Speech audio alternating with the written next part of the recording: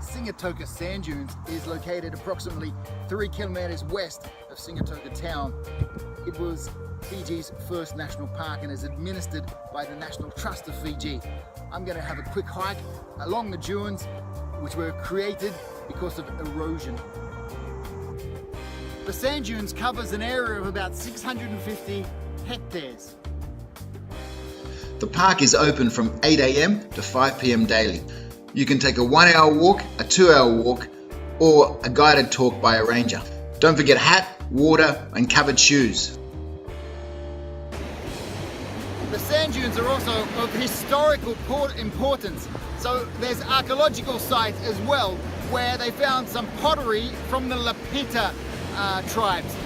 The Lapita people are meant to have come down the Pacific from New Caledonia, and their evidence of them living here can be found through the types of pottery that are found here.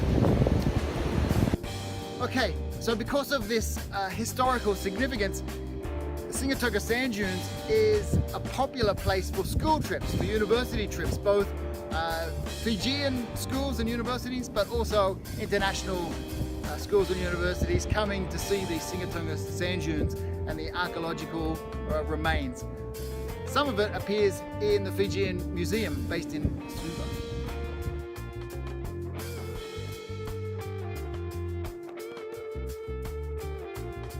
Don't forget to wear covered shoes because the sand gets really hot on a sunny day.